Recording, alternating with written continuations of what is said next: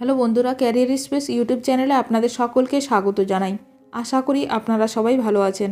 আজকে এই মুহূর্তে শিক্ষক নিয়োগ সংক্রান্ত যে সবচেয়ে গুরুত্বপূর্ণ আপডেট উঠে এসেছে, বিস্তারিত সেই সম্পর্কে আলোচনা করব। তাই ভিডিওটি অবশ্যই শেষ পর্যন্ত দেখবেন নিয়োগ সংক্রান্ত অনেক নতুন নতুন আপডেট পাওয়ার জন্য। বন্ধুরা, শিক্ষা সংক্রান্ত ও চাকরি সংক্রান্ত সমস্ত রকমের লেটেস্ট আপডেট আপনারা এই চ্যানেলে পাবেন। তাই চ্যানেলটি এখনই সাবস্ক্রাইব করে রাখবেন এবং পাশে থাকা বেল আইকনটিকে অবশ্যই প্রেস করে রাখবেন পরবর্তী সমস্ত রকম লেটেস্ট আপডেটগুলো সবার আগে পাওয়ার জন্য। সুপ্রিম কোর্টে হলফনামা জমা এসএসসির, কমে গেল অযোগ্য চাকরি প্রাপকের সংখ্যা। আবেদন অনুযায়ী দেশের সর্বোচ্চ আদালতে হলফনামা জমা করল স্কুল সার্ভিস কমিশন। তবে নতুন হলফনামা অনুযায়ী অযোগ্য চাকরি প্রাপকের সংখ্যা কমল। এসএসসি সুপ্রিম কোর্টে জানালো অযোগ্য চাকরি প্রার্থীদের সংখ্যা ৫,৩০৩ জন। এসএসসি আগে জানিয়েছিল অযোগ্য চাকরি প্রার্থীর সংখ্যা ৫,৪৮৫, অর্থাৎ হলফনামায় সেই সংখ্যাই কমে গেল।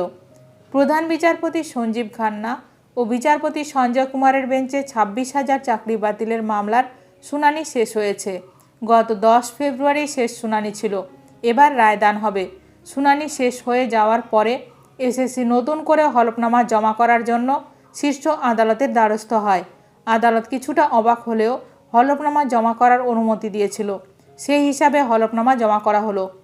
শেষ শুনানির দিন সিবিআই-এর আইনজীবী যুক্তি দেন, নায়সা আমাদের জানায় যে কোনো ডেটা নেই। তারপর আমরা ডেটা স্ক্যানটেক থেকে ডেটা সংগ্রহ করি। এরপর আমরা পঙ্কজ বনশলের নায়সার প্রাক্তন কর্তার কাছ থেকে ডেটা সংগ্রহ করি। দুটো ডেটাকে মিলিয়ে দেখি। ডেটা স্ক্যানটেক থেকে পাওয়া তথ্য ও পঙ্কজ বনশলের তথ্য মিলেছে। পঙ্কজ বনশলের কাছ থেকে পাওয়া ডেটা নির্ভুল। এসএসসির কাছে যে ডেটা ছিল তাতে কারসাজি হয়েছিল। আমাদের তদন্তে স্পষ্ট, পঙ্কজ বনশলের কাছে যে ডেটা রয়েছে তাতে কারসাজি হয়নি। পঙ্কজ বনশলের ডেটা ধরে যোগ্য ও অযোগ্য চাকরি প্রার্থীদের পৃথক করা সম্ভব।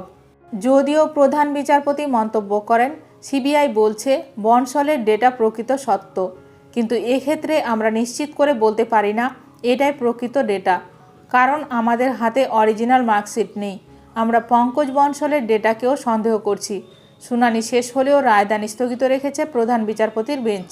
যে কোনো দিন এই মামলার রায়দান হতে পারে। এখন দেখার বিষয় এই নিয়ে আরও কি গুরুত্বপূর্ণ খবর উঠে আসে।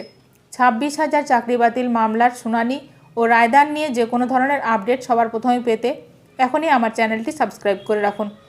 ভিডিওটি ভালো লাগলে অবশ্যই লাইক করবেন। আজকের ভিডিওটি এখানেই শেষ করলাম। নতুন কোনো আপডেট নিয়ে দেখা হবে নেক্সট ভিডিওতে।